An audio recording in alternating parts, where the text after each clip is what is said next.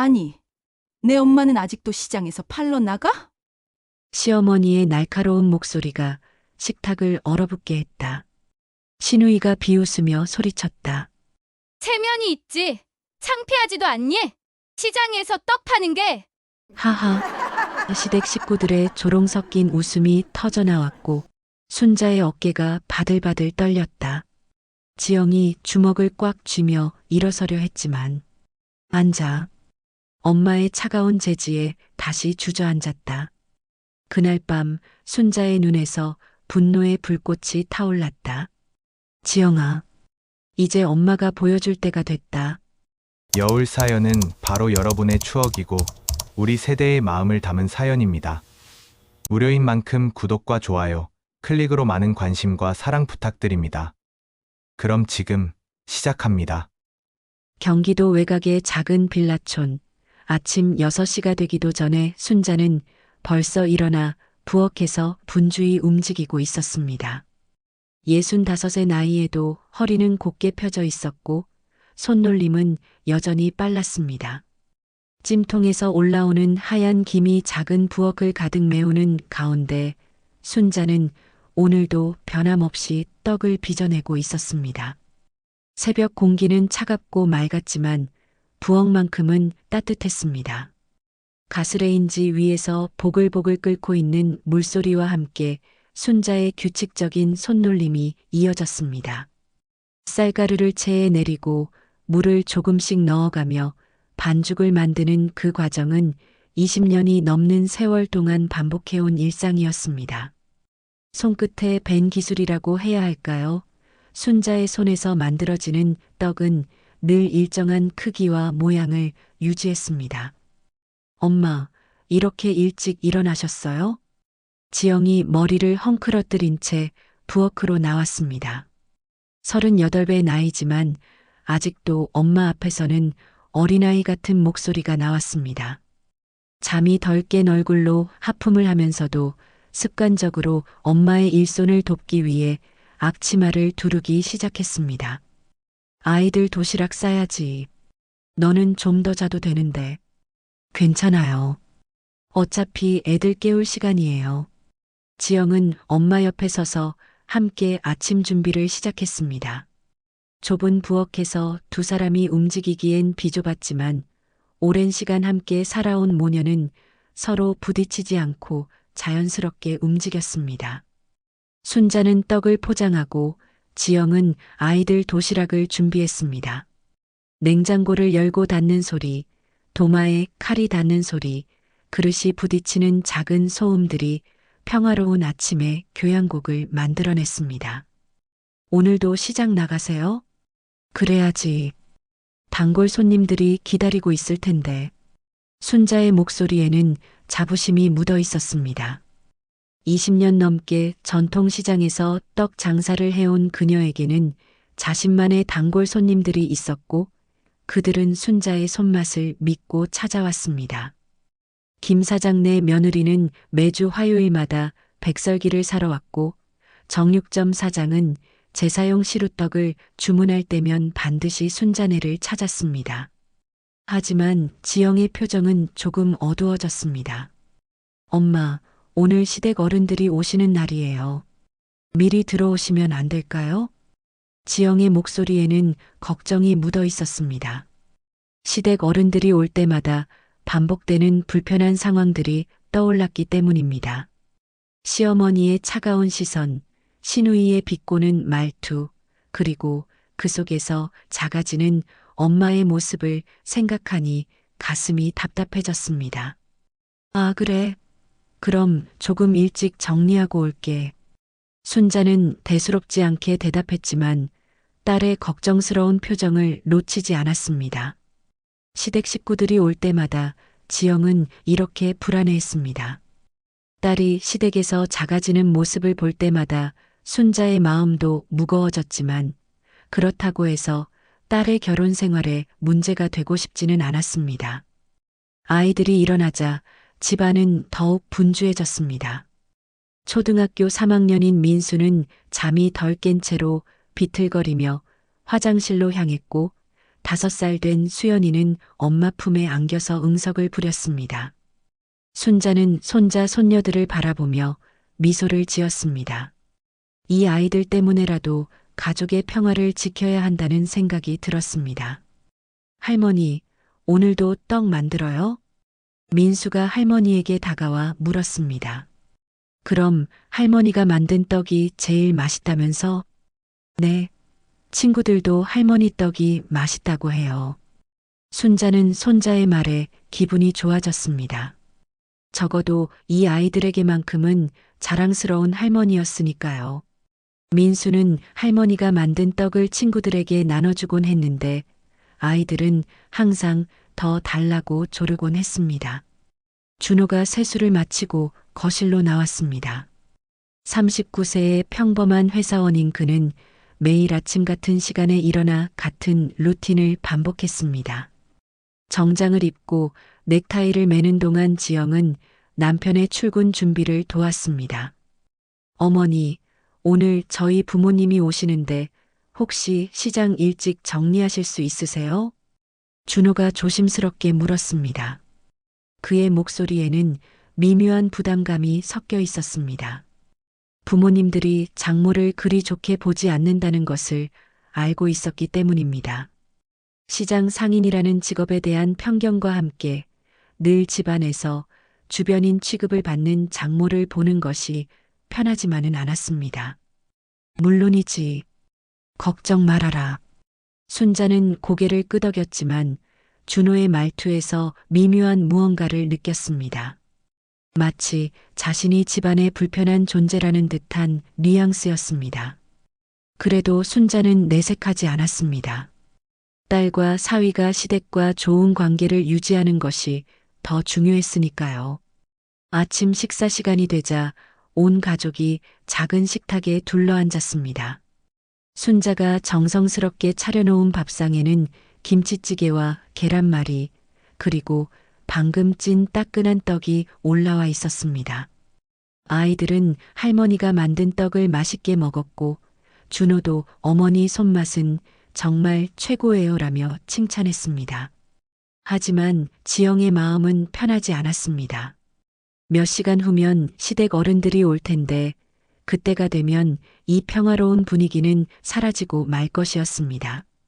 시어머니는 늘 순자를 시장 아줌마라고 부르며 은근히 무시했고 시누이는 대놓고 우리 집안 체면이 떨어진다는 식으로 말하곤 했습니다. 아침 식사를 마치고 준호가 출근하고 아이들이 등교한 후 집안은 조용해졌습니다. 지영은 시댁 어른들이 올 준비를 하느라 청소와 요리에 매달렸고 순자는 시장으로 향할 준비를 했습니다. 평소보다 조금 더 단정한 옷을 입고 화장도 신경 써서 했습니다. 엄마, 너무 무리하지 마세요. 지영이 걱정스럽게 말했습니다. 괜찮다. 오늘은 일찍 들어올 테니까 걱정 말아라. 순자는 딸의 어깨를 가볍게 토닥이며 집을 나섰습니다. 전통시장으로 향하는 버스 안에서 순자는 창밖을 바라보며 생각에 잠겼습니다. 언제까지 이렇게 눈치를 보며 살아야 할까요? 하지만 딸의 행복이 더 소중했습니다.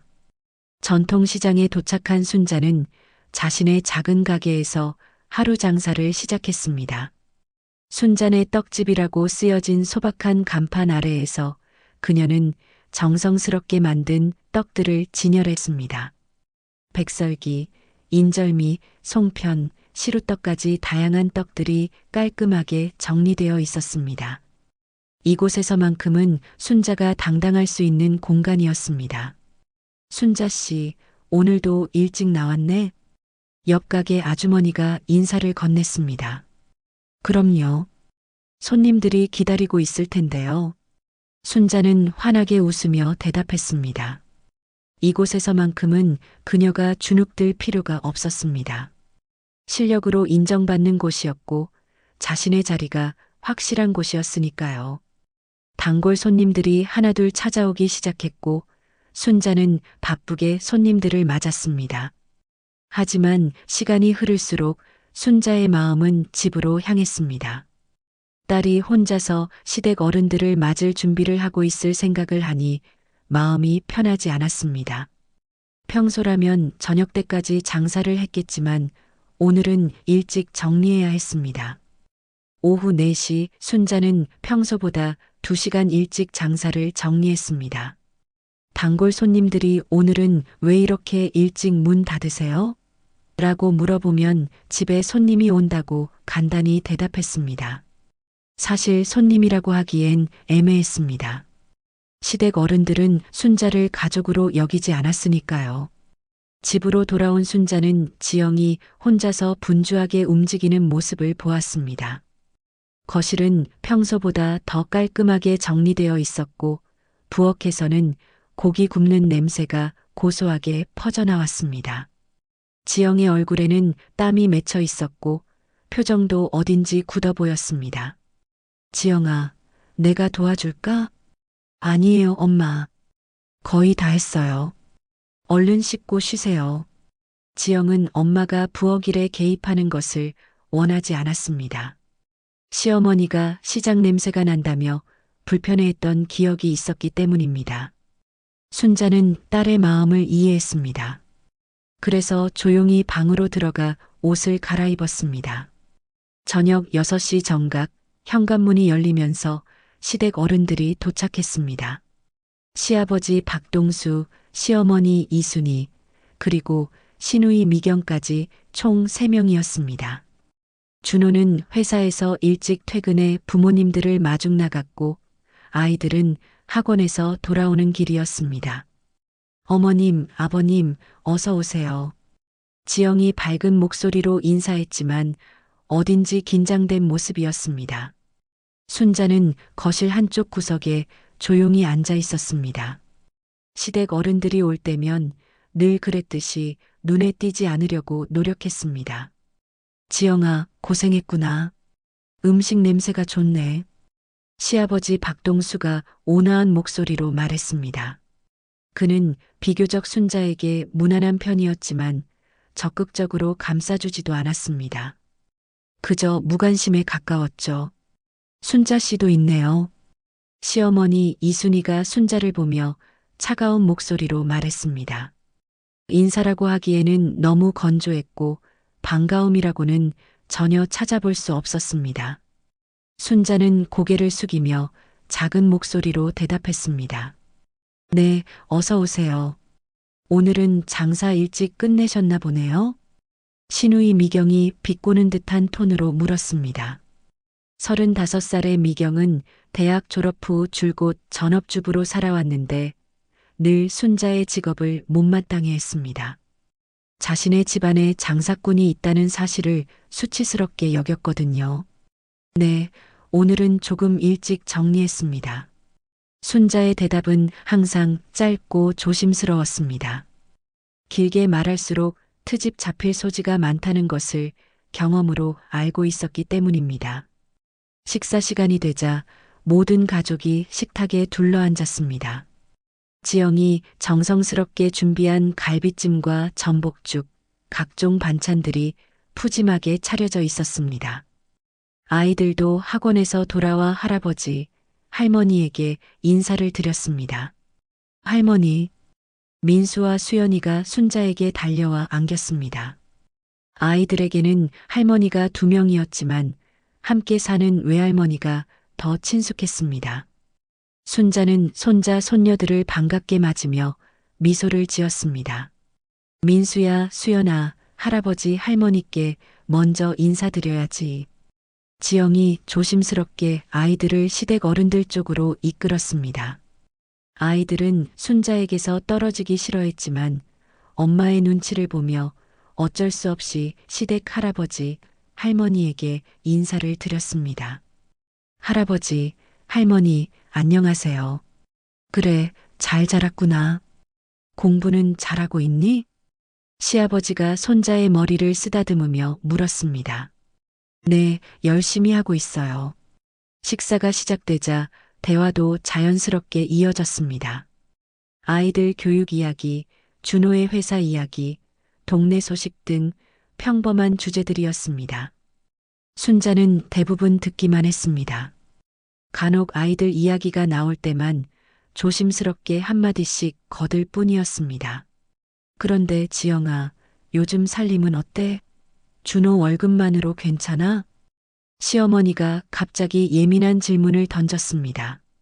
지영의 표정이 굳어졌습니다. 네, 괜찮아요. 제가 아르바이트도 하고 있고요. 아르바이트라. 그래도 내 엄마가 도와주니까 그나마 버틸만 하겠지. 이순희의 말에는 가시가 돋아 있었습니다. 마치 순자의 도움이 없으면 제대로 살 수 없을 거라는 뜻으로 들렸습니다. 어머님, 준호가 조심스럽게 끼어들려고 했지만 미경이 먼저 말을 이었습니다. 그런데 순자 이모, 아직도 시장에서 떡 파세요? 나이도 있으신데 이제 그만 쉬셔도 되지 않을까요?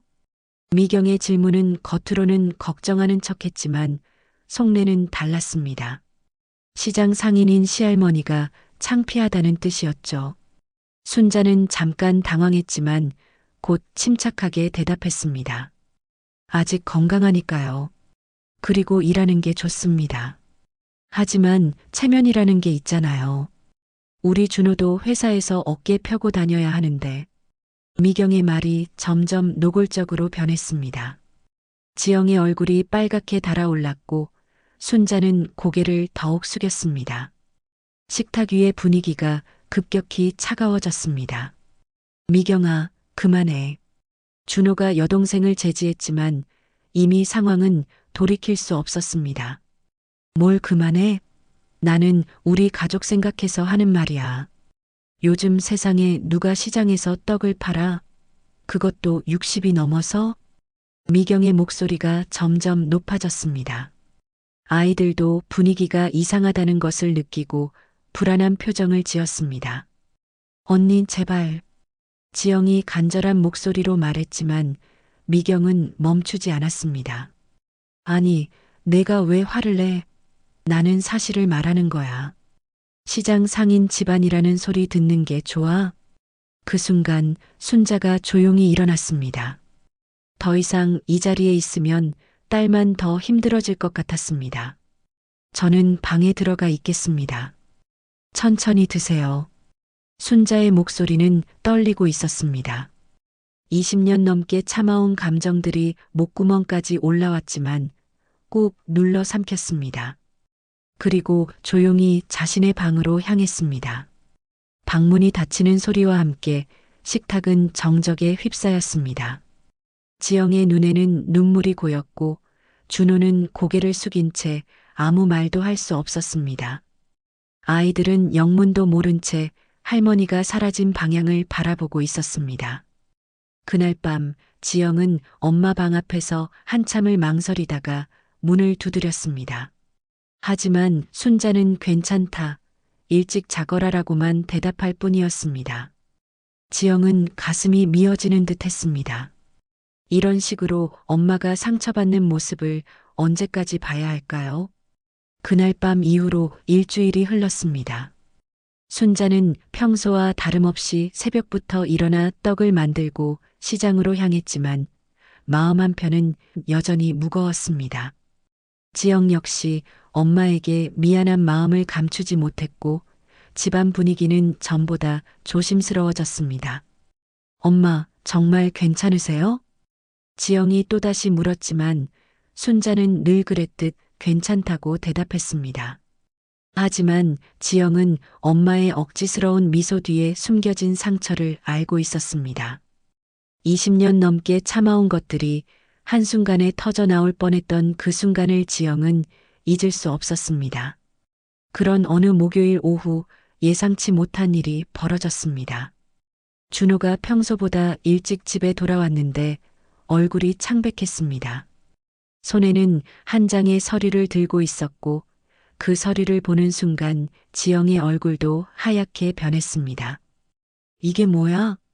지영이 떨리는 목소리로 물었습니다. 서류에는 임대차 계약 해지 통보서라고 적혀 있었습니다. 집주인이 재계약을 거부한다는 내용이었습니다. 오늘 집에 와보니까 현관문에 붙어 있더라고. 갑자기 왜 이러는 거야? 준호도 당황스러워했습니다. 지금까지 집세를 밀린 적도 없었고 특별히 문제를 일으킨 적도 없었는데 갑자기 나가라니요. 더욱이 이사할 준비를 할 시간도 턱없이 부족했습니다. 2달 안에 나가라고? 이게 말이 돼? 지영이 서류를 다시 읽어보며 분노했습니다. 아이들 학교 문제도 있고 갑작스럽게 이사를 간다는 것은 현실적으로 불가능했습니다. 일단 집주인한테 연락해서 이야기해보자. 분명히 오해가 있을 거야. 준호가 말했지만 목소리에는 확신이 없었습니다. 부동산 시장이 좋아지면서 집값이 오르고 있었고 집주인들이 기존 세입자를 내보내고 더 비싼 가격에 재임대하는 경우가 많아지고 있었거든요. 순자가 시장에서 돌아온 것은 저녁 무렵이었습니다. 집안의 무거운 분위기를 감지한 순자는 조심스럽게 물었습니다. 무슨 일이야? 지영이 집주인으로부터 받은 해지 통보서를 보여주자 순자의 얼굴도 굳어졌습니다. 그런데 순자의 표정에는 단순한 당황스러움보다는 다른 무언가가 스쳐 지나갔습니다. 마치 무언가를 알고 있는 듯한 미묘한 표정이었죠. 집주인이 누구인지 알아봤어? 순자가 물었습니다. 아직 정확히는 모르겠어요. 부동산에서 알아보고 있는데 개인이라고 하더라고요. 준호가 대답했습니다. 사실 그들은 지금까지 집주인이 누구인지 크게 신경 쓰지 않았습니다. 부동산을 통해 계약했고 매달 관리비와 함께 집세를 계좌로 이체하기만 했으니까요. 엄마, 혹시 뭔가 아시는 게 있으세요? 지영이 엄마의 표정을 유심히 보며 물었습니다. 순자는 잠깐 망설이는 듯 했지만 고개를 저었습니다. 아니야, 그냥 요즘 집주인들이 다 그런다더라. 하지만 지영은 엄마의 반응이 조금 이상하다고 느꼈습니다. 순자는 평소에 동네 소식에 밝은 편이었고 부동산 관련 이야기도 종종 들려주곤 했는데 오늘은 왜인지 말을 아끼는 것 같았습니다.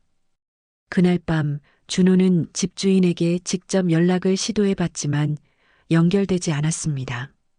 부동산 중개업소도 이미 문을 닫은 상황이어서 다음 날까지 기다려야 했습니다.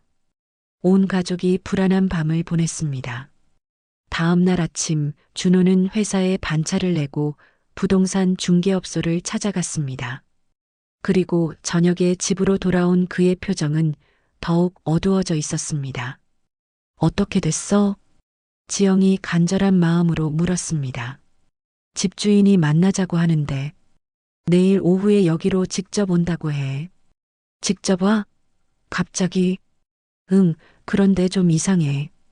부동산 사장이 말하는 게 집주인이 이 동네 사람이라는 거야. 지영은 더욱 혼란스러워졌습니다.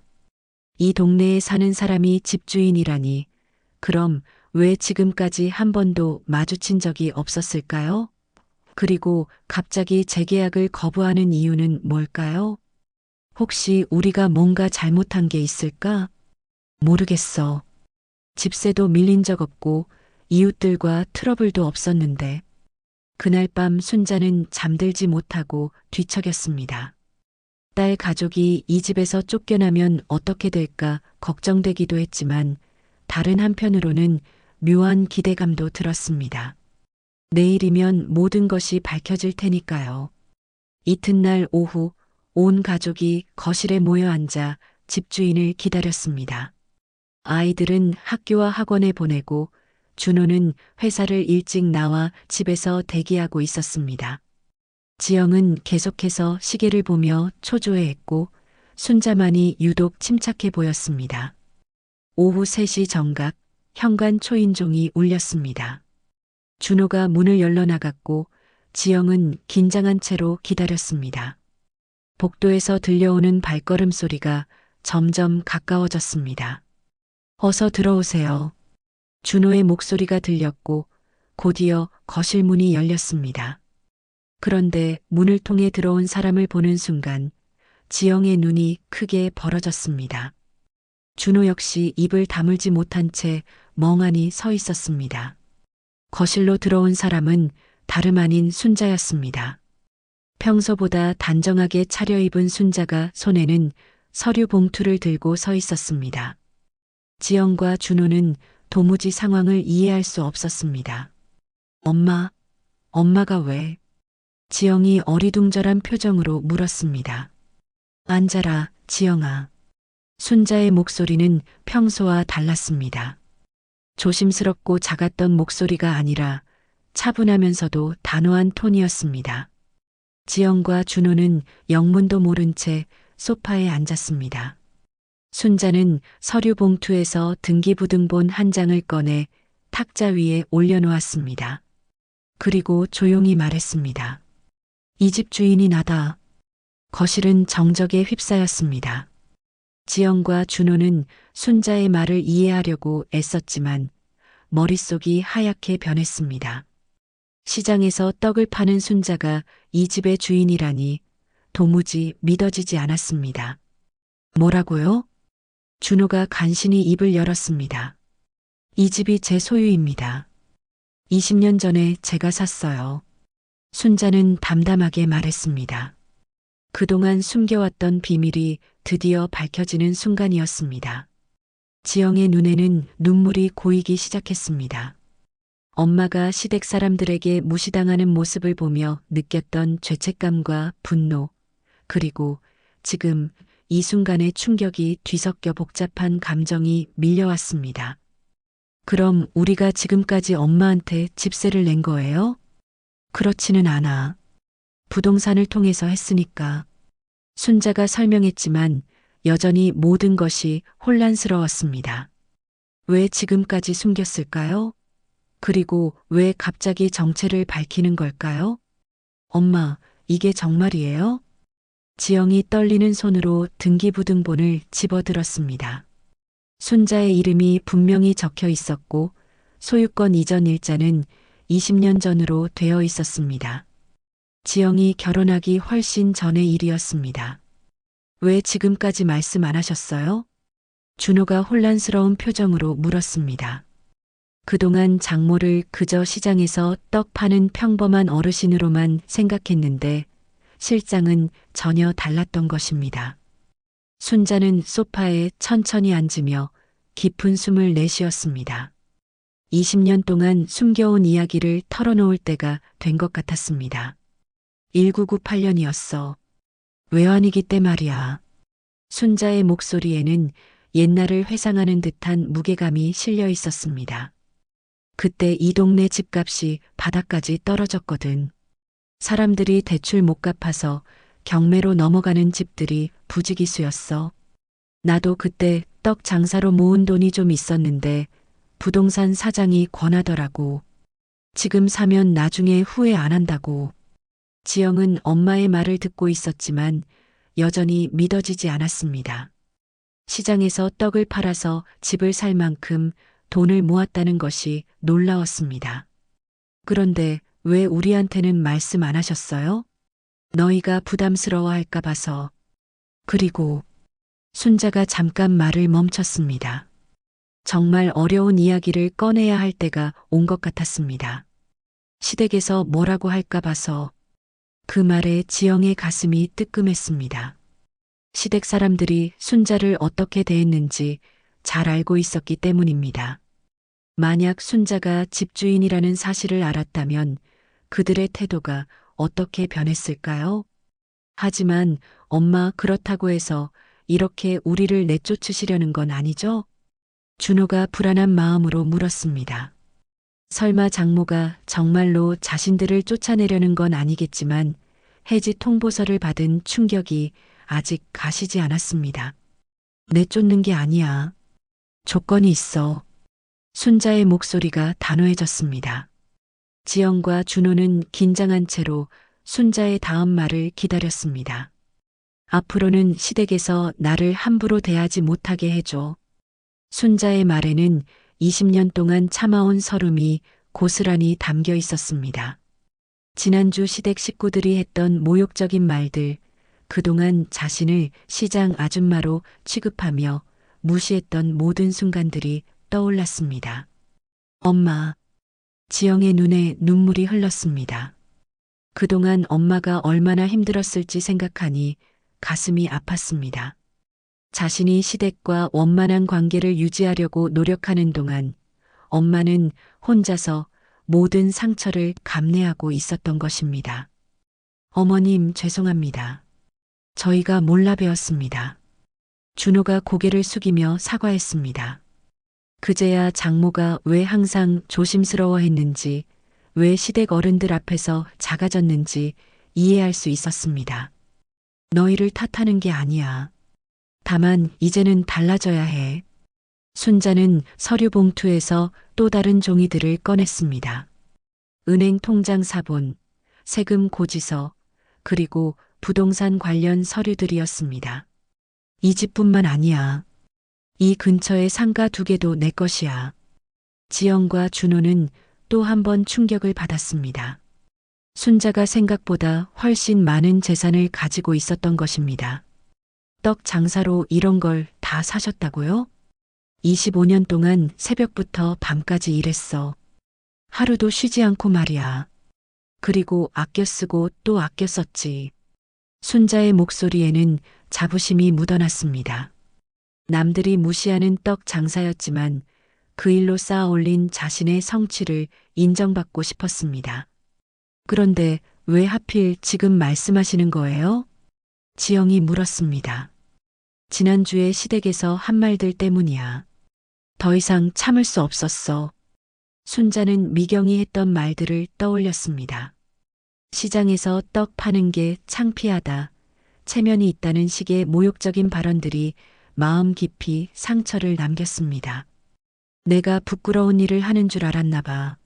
하지만 내 손으로 번 정당한 돈으로 이 모든 걸 샀어. 떡 하나하나 정성스럽게 만들어서 말이야. 그때 현관문이 열리는 소리가 들렸습니다. 아이들이 학원에서 돌아온 것 같았습니다. 민수와 수연이가 거실로 뛰어들어왔는데 어른들의 진지한 분위기를 보고 멈춰 섰습니다.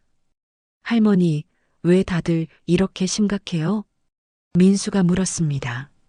아무것도 아니야. 할머니가 중요한 이야기를 하고 있었어. 순자가 손자를 안으며 미소를 지었습니다. 아이들만큼은 자신을 있는 그대로 사랑해주는 존재들이었습니다. 할머니, 오늘 떡 안 만드셨어요? 수연이가 할머니의 무릎에 앉으며 물었습니다. 오늘은 특별한 날이라서 일찍 들어왔어. 순자는 손녀의 머리를 쓰다듬으며 대답했습니다. 정말로 특별한 날이었습니다. 20년 동안 숨겨왔던 비밀을 털어놓은 날이니까요. 지영은 아이들을 방으로 보낸 후 다시 엄마와 대화를 이어갔습니다. 엄마, 정말 미안해요. 저희가 엄마를 더 지켜드렸어야 했는데 이제라도 늦지 않았어. 하지만 앞으로는 달라져야 해. 시댁에서 나를 무시하면 너희도 가만히 있으면 안 돼. 순자의 말에는 더 이상 물러설 수 없다는 의지가 담겨 있었습니다. 그런데 엄마, 시댁에 이 사실을 어떻게 말씀드릴 건가요? 준호가 걱정스럽게 물었습니다. 갑자기 장모가 집주인이라고 밝히면 시댁 어른들이 어떤 반응을 보일지 예상하기 어려웠습니다. 직접 만나서 이야기하자. 다음에 시댁에서 올 때 말이야. 순자는 이미 계획을 세우고 있었습니다.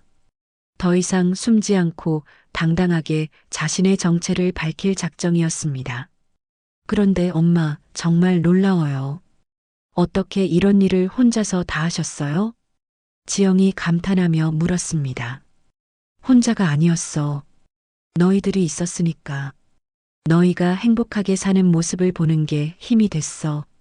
순자의 말에 지영과 준호는 마음이 뭉클해졌습니다.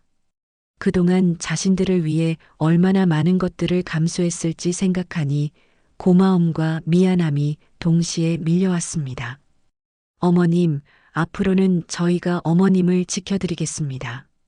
준호가 진심을 담아 말했습니다. 고맙다, 준호야. 이제 내가 누구인지 보여줄 때가 된 것 같아. 순자는 결심에 찬 표정으로 말했습니다. 시장에서 떡을 파는 평범한 할머니가 아니라 자수성가한 당당한 여성으로서 자신을 드러낼 준비가 되어 있었습니다. 순자가 정체를 밝힌 지 사흘이 지났습니다. 지영과 준호는 아직도 현실을 받아들이기 어려워했지만 동시에 엄마에 대한 존경심이 새롭게 생겨났습니다. 하지만 가장 큰 시험대는 아직 남아 있었습니다. 시댁 어른들에게 이 사실을 알리는 것이었죠. 그 기회는 생각보다 빨리 찾아왔습니다.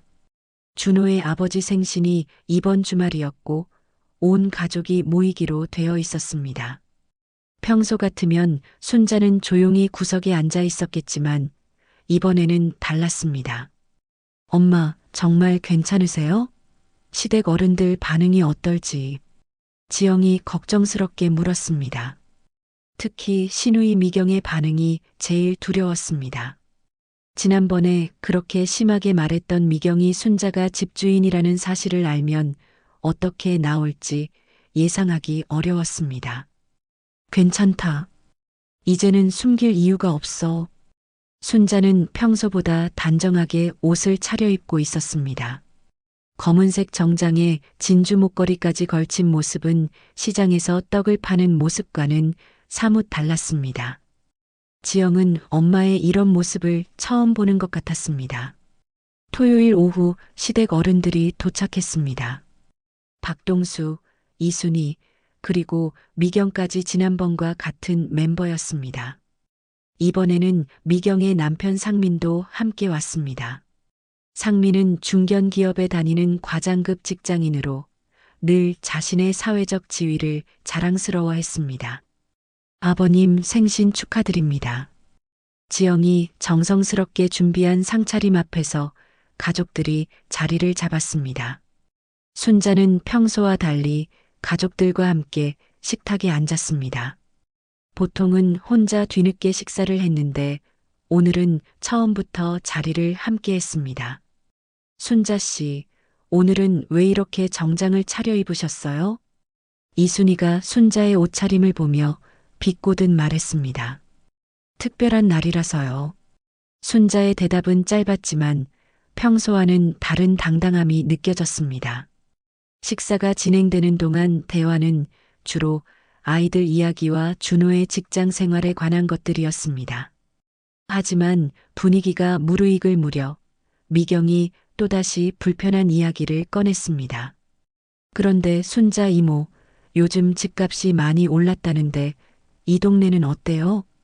혹시 이사 계획은 없으세요? 미경의 질문에는 가시가 돋아 있었습니다. 이 좁은 빌라에서 언제까지 살 거냐는 뜻으로 들렸습니다. 이사요? 순자가 잠깐 미소를 지었습니다.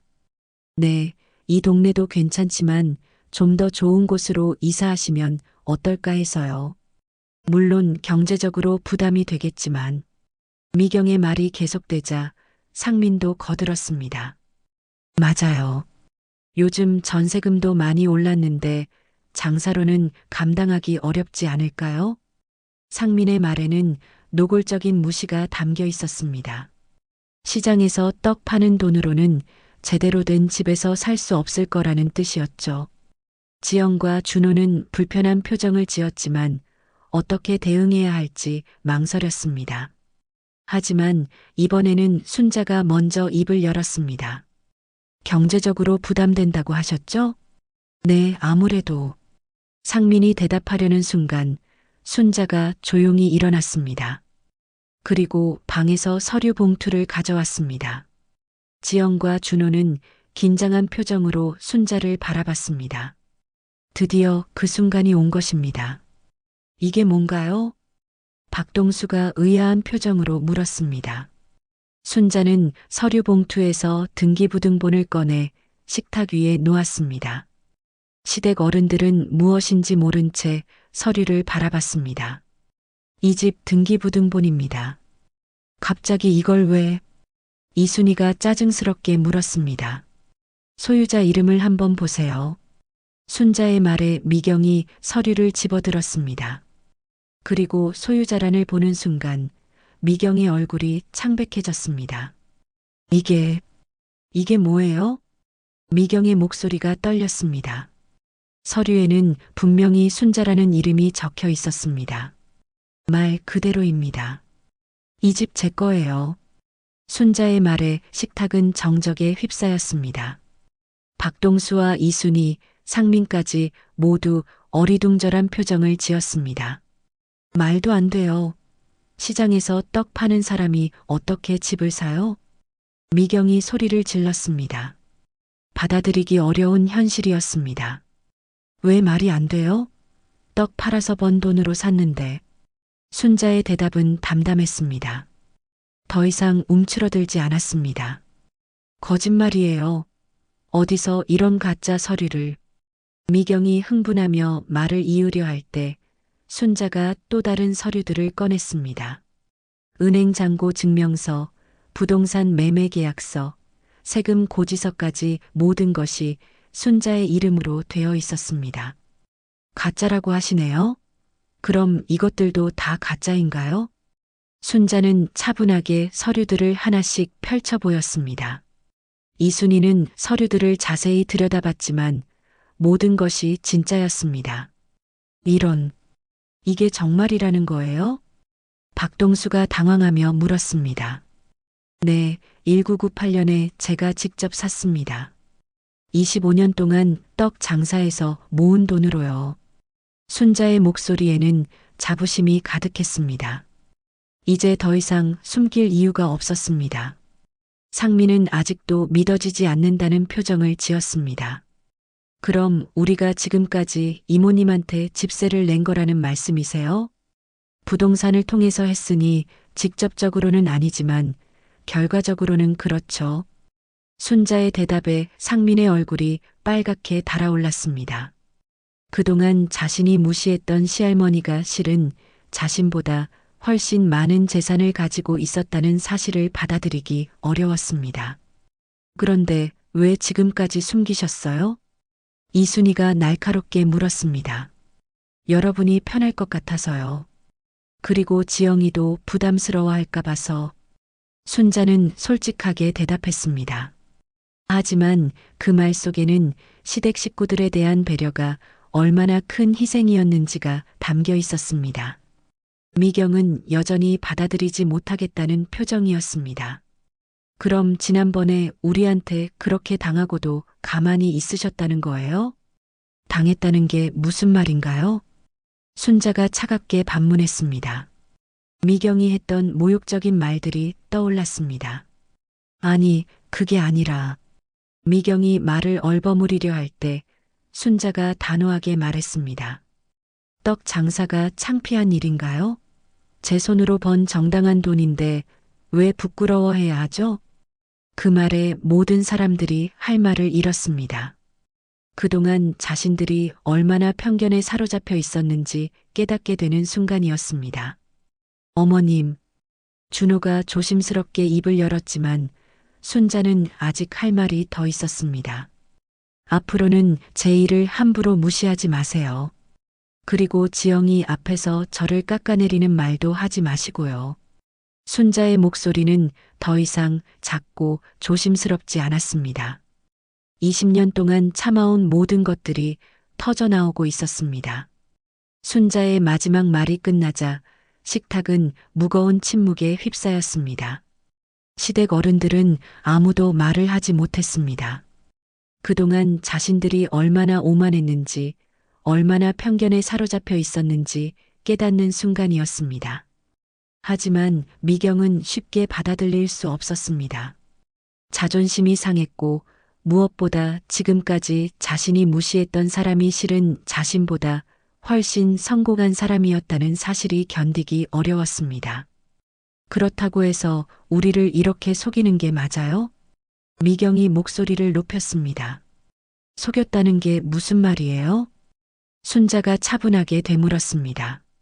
이런 중요한 사실을 숨기고 있었잖아요. 우리를 바보로 만든 거예요. 미경의 흥분은 점점 커졌습니다. 옆에 앉은 남편 상민도 불편한 표정을 감추지 못했습니다.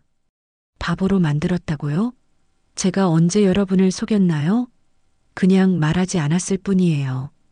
순자의 목소리는 여전히 침착했지만 그 안에는 더 이상 참지 않겠다는 의지가 담겨 있었습니다. 말하지 않은 것도 속이는 거죠. 우리가 얼마나 창피한 줄 알아요? 미경이 소리를 지르자 이번에는 지영이 참지 못했습니다. 언니 그만해요. 지영이 일어나며 소리쳤습니다. 그동안 참고 또 참았지만 더 이상은 견딜 수 없었습니다.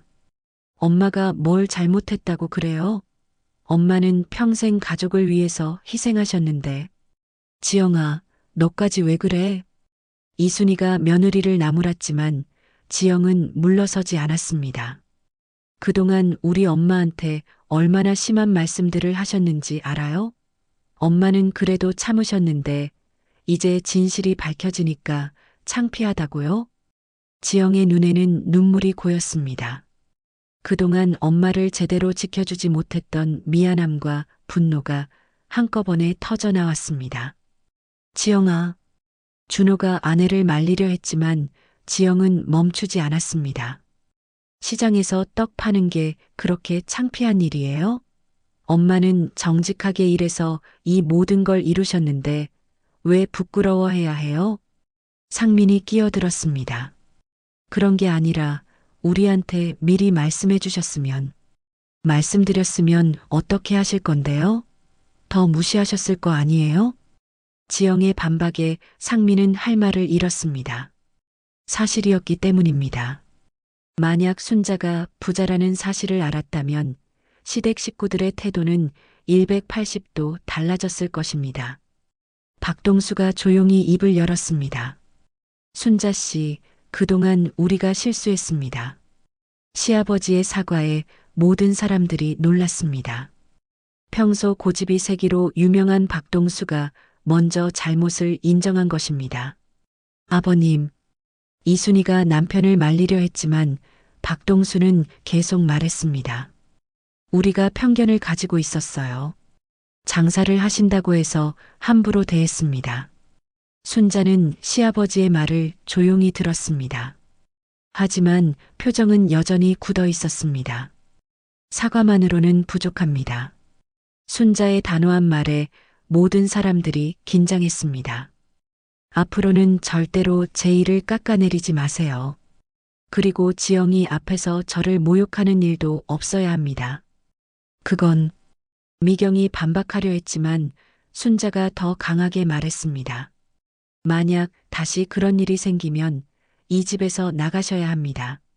순자의 말에 시댁 식구들은 충격을 받았습니다. 정말로 쫓아낼 수도 있다는 뜻이었습니다. 설마 정말로. 상민이 당황하며 말했지만 순자의 표정은 진지했습니다. 농담이 아닙니다. 이 집은 제 것이고 제가 원하면 언제든지 계약을 해지할 수 있어요. 그 말에 미경의 얼굴이 새하얗게 변했습니다. 만약 정말로 이 집에서 나가야 한다면 당장 갈 곳이 없었습니다. 집값이 오른 상황에서 새로운 집을 구하는 것은 쉽지 않았거든요. 어머님, 제발. 준호가 간절한 목소리로 말했습니다. 준호야, 너는 잘못이 없어. 하지만 앞으로는 달라져야 해. 순자는 사위를 바라보며 말했습니다. 준호는 착한 사람이었지만 가족들을 제대로 통제하지 못했습니다. 이순이가 마침내 입을 열었습니다. 순자 씨, 우리가 잘못했습니다. 앞으로는 그런 일이 없도록 하겠어요. 시어머니의 사과에 순자는 잠깐 고민하는 표정을 지었습니다. 말로만 하시면 안 됩니다. 진심으로 저를 인정해 주셔야 해요. 인정한다는 게 제가 떡 장사를 하는 것을 자랑스럽게 여기라는 건 아니에요. 하지만 최소한 무시하지는 마세요. 순자의 말에는 간절함이 담겨 있었습니다. 인정받고 싶다는 것이 아니라 최소한의 존중은 받고 싶다는 뜻이었습니다. 미경이 마지못해 입을 열었습니다. 알겠어요. 앞으로는 그런 말 안 할게요. 하지만 미경의 목소리에는 진정성이 부족했습니다. 순자는 그것을 알아챘습니다. 진심이 아니시네요. 아니에요, 진심이에요. 미경이 급하게 말했지만 순자는 고개를 저었습니다. 시간이 필요할 것 같습니다. 오늘은 여기까지 하죠. 순자가 일어나려는 순간 민수와 수연이가 거실로 뛰어들어왔습니다. 아이들은 어른들의 심각한 분위기를 모른 채 할머니에게 달려왔습니다. 할머니, 숙제 도와주세요. 민수가 할머니의 손을 잡아당겼습니다. 할머니, 저도요. 수연이도 할머니 품에 안겼습니다. 순자의 굳어있던 표정이 부드러워졌습니다. 아이들만은 자신을 순수하게 사랑해주는 존재들이었습니다. 그래, 할머니가 도와줄게. 순자는 손자, 손녀들과 함께 안방으로 들어갔습니다. 거실에는 시댁 어른들과 지영, 준호만 남았습니다. 한참 동안 아무도 말하지 않았습니다. 오늘 일어난 일들을 소화하기에는 너무나 충격적이었습니다. 마침내 박동수가 입을 열었습니다. 우리가 정말 잘못했구나. 아버님, 준호가 조심스럽게 말했습니다. 순자 씨 말이 맞아. 우리가 편견을 가지고 있었어. 장사를 한다고 해서 무시했지. 박동수의 말에 이순이도 고개를 끄덕였습니다. 그런데 정말 놀라워. 시장에서 떡 팔아서 집을 사다니. 그만큼 열심히 사셨다는 거죠. 지영이 말했습니다. 앞으로는 정말 달라져야겠어. 이순이가 다짐하듯 말했습니다. 하지만 미경과 상민은 여전히 불편한 표정을 감추지 못했습니다. 오늘 이후로 모든 것이 달라질 것 같았습니다. 순자는 더 이상 숨지 않을 것이고 시댁 식구들도 예전처럼 행동할 수는 없을 것입니다. 하지만 진정한 변화는 아직 시작에 불과했습니다. 그날 이후 일주일이 흘렀지만 시댁 어른들은 쉽게 변하지 않았습니다. 특히 미경과 상민은 순자 앞에서는 조심스럽게 행동했지만 뒤에서는 여전히 불만을 토로했습니다. 지영은 그런 분위기를 감지하고 있었고 언젠가는 다시 문제가 터질 것 같은 불안감에 시달렸습니다. 그 예감은 적중했습니다. 이번에는 상민이 먼저 문제를 일으켰습니다. 금요일 저녁 상민이 술에 취한 채로 전화를 걸어왔습니다. 준호가 받았는데 상민의 목소리는 평소와 달리 거칠었습니다. 형, 솔직히 말해봐. 장모님이 정말 그 돈을 깨끗하게 번 거야? 무슨 소리야? 갑자기 왜 그래? 준호가 당황하며 물었지만 상민은 계속해서 의심스러운 말들을 쏟아냈습니다. 시장에서 떡 팔아서 집을 산다고? 말이 안 돼. 분명히 다른 방법이 있었을 거야. 상민아, 너 지금 뭔 소리를 하는 거야? 형도 의심스럽지 않아? 요즘 시장 상인들 중에 수상한 거래하는 사람들 많다고 하잖아. 상민의 말을 듣고 있던 지영의 얼굴이 창백해졌습니다. 설마 시댁에서 엄마를 의심하고 있었다니요. 상민아, 그만해. 어머님은 그런 분이 아니야. 준호가 강하게 말했지만 상민은 술 기운에 더욱 거세졌습니다. 그럼 증명해봐. 어떻게 그 돈을 벌었는지. 전화가 끊어진 후 지영과 준호는 심각한 표정으로 마주봤습니다. 이대로는 안 될 것 같았습니다. 다음 날 아침 순자는 평소처럼 시장에 나갔지만 기분이 좋지 않았습니다. 어젯밤 상민의 전화 내용을 들은 지영이 모든 것을 이야기했기 때문입니다. 엄마, 정말 미안해요. 제가 더 잘했어야 했는데. 지영이 눈물을 흘리며 사과했지만 순자는 오히려 침착했습니다. 괜찮다. 어차피 이런 일이 생길 줄 알았어. 하지만 엄마를 의심한다니. 의심하면 의심하는 대로 해결하면 돼. 순자는 이미 계획을 세우고 있었습니다. 시댁 식구들이 정말로 자신을 의심한다면 완벽하게 증명해 보이겠다는 각오였습니다. 오후에 순자가 시장에서 돌아오자 예상했던 대로 시댁 어른들이 모두 집에 와 있었습니다. 미경, 상민, 그리고 이순이까지 심각한 표정으로 앉아 있었습니다. 무슨 일이세요? 순자가 담담하게 물었습니다. 상민이 어젯밤과는 달리 조심스럽게 입을 열었습니다. 어머님, 죄송하지만 몇 가지 궁금한 게 있어서요. 뭐가 궁금한가요? 어머님이 이 집을 사신 과정을 좀 더 자세히 알고 싶습니다. 상민의 말에는 여전히 의심이 담겨 있었습니다. 순자는 그것을 알아챘습니다. 의심하시는군요. 순자의 직설적인 말에 상민이 당황했습니다. 아니, 그런 게 아니라. 아니에요. 의심하세요. 저도 그럴 만하다고 생각해요. 순자는 의외로 차분했습니다. 오히려 이런 상황을 기다려왔다는 듯한 모습이었습니다. 그럼 증명해드리죠. 순자는 방으로 들어가더니 큰 상자를 들고 나왔습니다. 상자 안에는 오래된 서류들이 가득 들어 있었습니다. 이게 뭔가요? 미경이 물었습니다. 제가 25년 동안 모은 모든 기록들이에요. 순자는 상자에서 낡은 장부를 꺼냈습니다. 손글씨로 빼곡하게 적힌 가계부였습니다. 1995년부터 시작된 가계부예요. 매일매일 얼마를 벌었는지, 얼마를 썼는지 다 적어놨습니다. 시댁 식구들은 놀란 표정으로 가계부를 들여다봤습니다. 정말로 매일매일 기록되어 있었습니다. 떡 판매 수입, 재료비, 생활비까지 세세하게 적혀 있었습니다. 이것만으로는 부족하겠죠? 순자는 또 다른 서류들을 꺼냈습니다. 은행 거래 내역서, 세무서 신고 기록, 시장 상인의 회비 영수증까지 모든 것이 정리되어 있었습니다. 이 모든 걸 다 보관하셨다고요? 이순이가 감탄하며 물었습니다. 돈 한 푼이라도 정당하지 않게 번 적이 없으니까요. 언젠가는 이런 날이 올 줄 알았어요. 순자는 가계부를 펼치며 설명하기 시작했습니다. 1995년에 시작할 때는 하루에 10,000원도 못 벌었어요. 하지만 조금씩 단골 손님이 늘어나면서 수입이 늘었죠. 가계부에는 정말로 그 과정이 고스란히 기록되어 있었습니다. 처음에는 일일 매출이 몇천 원에 불과했지만 점점 늘어나는 모습을 볼 수 있었습니다. 1997년부터는 하루에 5만 원 이상 벌기 시작했어요. 그때부터 본격적으로 돈을 모으기 시작했죠. 상민이 가계부를 자세히 들여다봤습니다.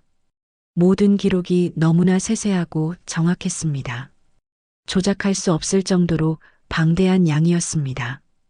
외환위기 때는 오히려 기회였어요. 사람들이 외식을 줄이면서 떡 같은 간식거리를 더 많이 찾았거든요. 순자는 1997년, 1998년 기록을 보여줬습니다.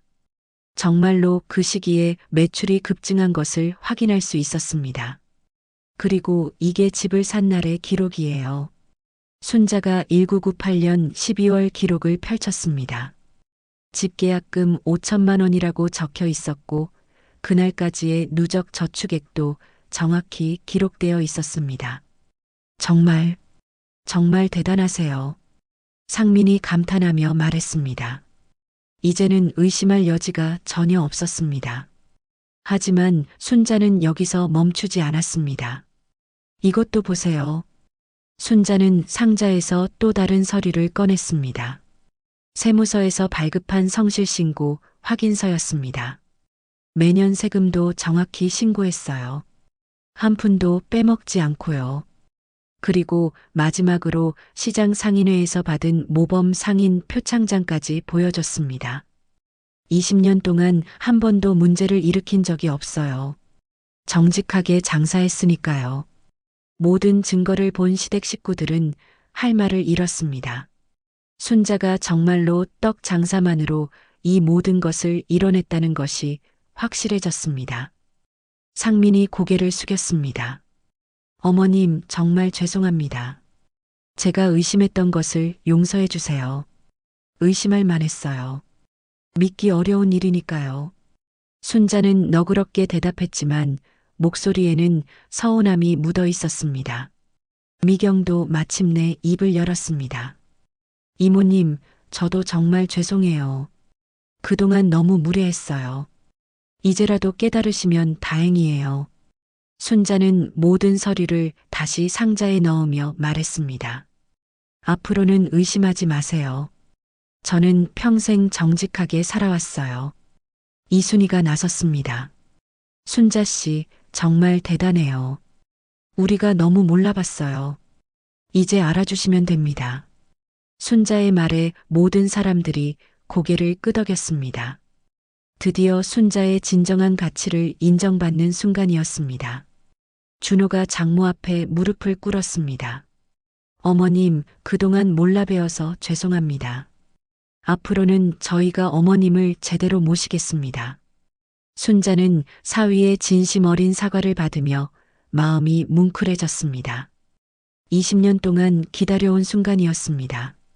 고맙다, 준호야. 이제야 진짜 가족이 된 것 같네. 그날 이후로 모든 것이 달라졌습니다. 시댁 식구들은 순자를 완전히 다른 시선으로 바라보기 시작했습니다.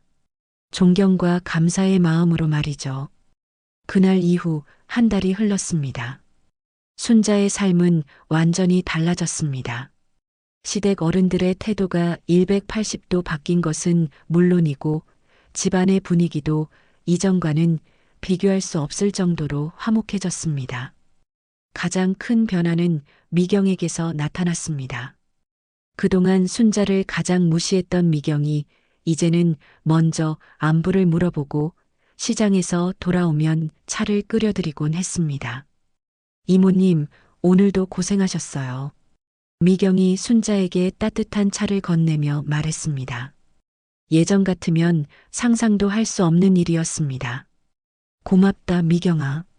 순자는 며느리의 변화된 모습을 보며 흐뭇해했습니다. 사람은 언제든 변할 수 있다는 것을 실감했습니다. 상민 역시 완전히 달라졌습니다. 순자를 의심했던 것을 후회하며 이제는 장모의 사업 수완을 존경한다고 말하곤 했습니다. 어머님, 정말 대단하세요. 저도 어머님처럼 부지런히 살아야겠어요. 상민의 진심 어린 말에 순자는 미소를 지었습니다. 늦지 않았어. 지금부터라도 열심히 하면 돼. 하지만 가장 큰 변화는 지영에게서 나타났습니다. 그동안 시댁 눈치를 보느라 움츠러들어 있던 지영이 이제는 당당해졌습니다. 엄마, 정말 자랑스러워요. 지영이 엄마의 손을 잡으며 말했습니다. 내가 뭘 했다고. 엄마가 해내신 모든 것들이요. 저도 엄마처럼 강한 사람이 되고 싶어요. 순자는 딸의 말에 가슴이 뭉클해졌습니다. 그동안의 모든 고생이 보상받는 순간이었습니다. 어느 일요일 오후 온 가족이 모여 있을 때 순자가 중요한 발표를 했습니다. 여러분께 말씀드릴 게 있어요. 모든 사람들이 순자를 주목했습니다. 이 집 임대 계약을 정식으로 연장하겠습니다. 하지만 조건이 있어요. 조건이요? 준호가 궁금해하며 물었습니다. 앞으로는 서로를 존중하며 살아야 한다는 조건이에요. 순자는 차분하게 말을 이어갔습니다. 누구든 다른 사람의 일을 무시하거나 깎아내리면 안 됩니다. 장사든 회사 일이든 모든 정당한 일은 존중받을 가치가 있어요. 시댁 어른들이 모두 고개를 끄덕였습니다. 그리고 또 하나, 이 집에서는 모든 사람이 평등합니다. 나이나 지위에 관계없이 서로를 소중히 여겨야 해요.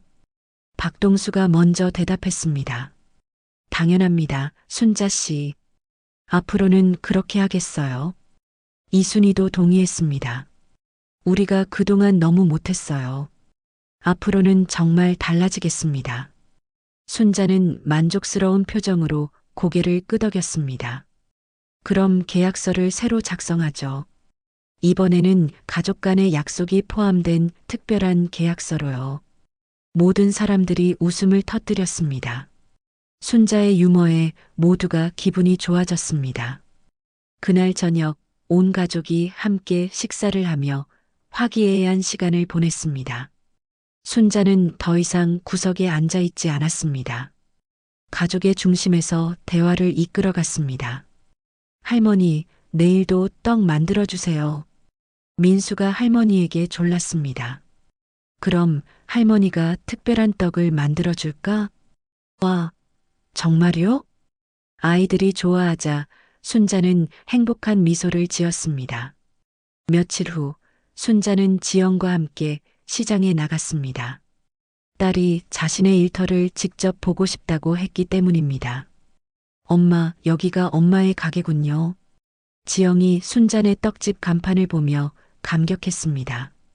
그래, 여기서 25년 동안 일했어. 순자는 자신의 작업 공간을 딸에게 보여주며 설명했습니다. 깨끗하게 정리된 작업대, 정성스럽게 관리하는 도구들, 그리고 단골 손님들의 주문 내역까지 모든 것이 체계적으로 관리되고 있었습니다. 순자 씨, 오늘은 딸이랑 같이 나왔네? 옆 가게 아주머니가 인사를 건넸습니다. 네, 처음으로 데리고 왔어요. 어머, 딸이 정말 예쁘네. 엄마 닮아서 복스럽게 생겼어. 아주머니의 칭찬에 지영이 부끄러워했습니다. 우리 순자 씨가 여기서 제일 부지런하고 실력도 좋아. 떡 맛이 정말 일품이거든. 지영은 엄마가 이곳에서 얼마나 인정받고 있는지 실감했습니다. 그날 오후 집으로 돌아온 모녀를 반갑게 맞이하는 것은 시댁 어른들이었습니다. 어머님, 오늘도 고생하셨어요. 준호가 정중하게 인사했습니다. 지영이도 시장 구경 재미있었어? 이순이가 며느리에게 관심을 보였습니다. 네, 엄마가 얼마나 대단한 분인지 새삼 깨달았어요. 지영의 대답에 모든 사람들이 고개를 끄덕였습니다. 저녁 시간 순자는 특별한 제안을 했습니다. 다음 주에 우리 모두 여행을 가는 게 어때요? 여행이요? 모든 사람들이 놀랐습니다. 그동안 고생했으니까 가족 여행을 가죠. 제가 비용을 댈게요. 순자의 제안에 아이들이 가장 먼저 환호했습니다. 와, 할머니 최고. 어디로 갈 거예요? 부산은 어때? 바다도 보고 맛있는 것도 먹고. 순자의 말에 모든 가족들이 기뻐했습니다. 어머님, 그런데 돈이 많이 들 텐데. 준호가 걱정했지만 순자는 웃으며 대답했습니다. 걱정 마. 이제는 숨길 것도 없잖아. 가족끼리 좋은 추억 만들자. 그 순간 순자는 깨달았습니다. 진정한 행복은 돈이나 재산에 있는 것이 아니라 가족들과 함께 나누는 사랑과 존중에 있다는 것을 말입니다.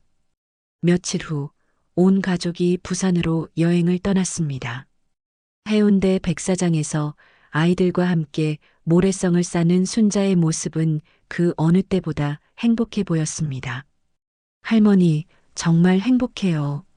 수연이가 할머니 품에 안기며 말했습니다. 할머니도 정말 행복해. 순자는 손녀를 안으며 가슴 벅찬 감정을 느꼈습니다.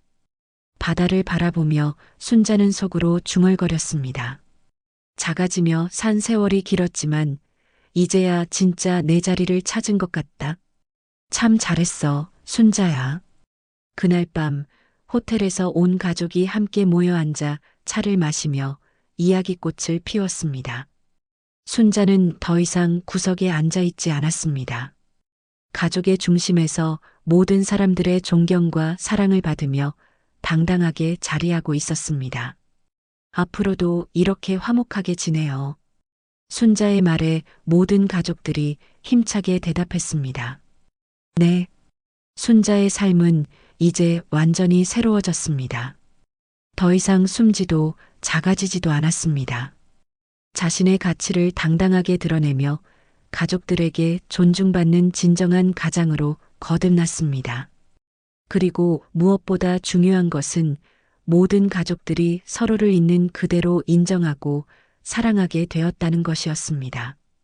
오늘 사연 마음에 남으셨나요? 여울 사연은 여러분과 함께 만드는 이야기입니다. 재미있으셨다면 구독과 좋아요 눌러주시고 주변에 많이 공유 부탁드립니다. 그리고 영상을 보며 나누고 싶은 이야기나 떠오른 추억이 있으시다면 댓글로 남겨주세요. 여러분이 들려주신 소중한 이야기에 제가 정성스럽게 답글로 함께하겠습니다. 감사합니다.